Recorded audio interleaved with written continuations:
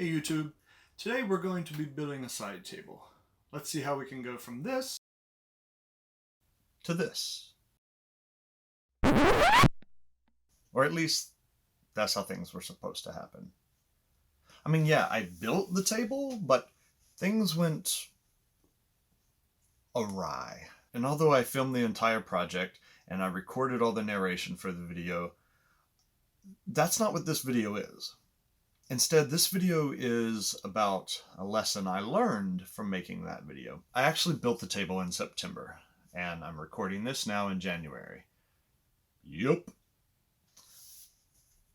See, I'm a bit of a perfectionist. Things need to be right, need to be done in a certain way usually for me. And most of the time, that certain way is what I like to call correctly. So anyway, I built that side table, I filmed the entire process, but guess what? Mistakes were made.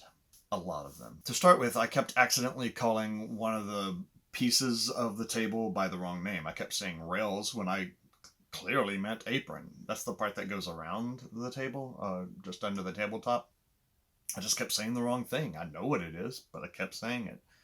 I also wound up with a small gap between the apron and the tabletop. And of course I drilled a hole in the wrong face of one of the table legs and had to fill the hole up.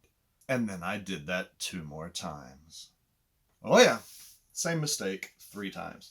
Now that one I'm going to blame on the fact that I was trying to record a video and narrate what I was doing at the same time.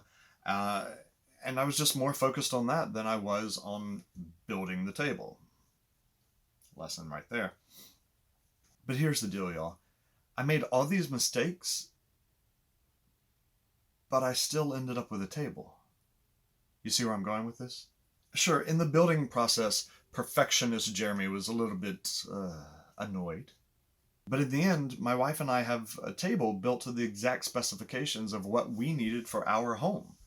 And if you were to walk into our home, A, don't wear a hat, it makes one of the dogs very angry, and B, you'd see a beautiful side table. You wouldn't see a gap. You wouldn't see where I had accidentally drilled 3 wrong holes.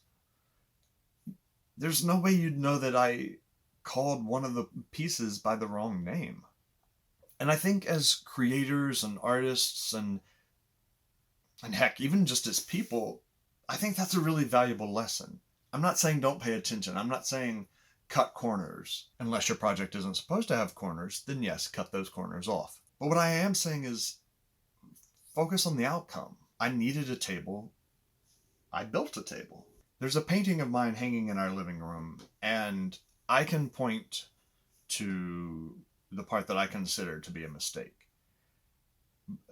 But it's still a great painting, and it still gets compliments from people. And no one has ever noticed the mistake.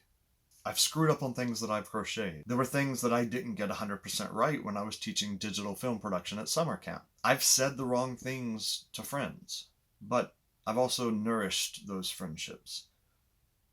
The kids at summer camp still left with finished films that they were very proud of. My crochet projects haven't unraveled. I kept building the table, and now I have a table. So my advice is keep going. Those little mistakes along the way, they're probably not catastrophic. Just keep going. Keep building that table.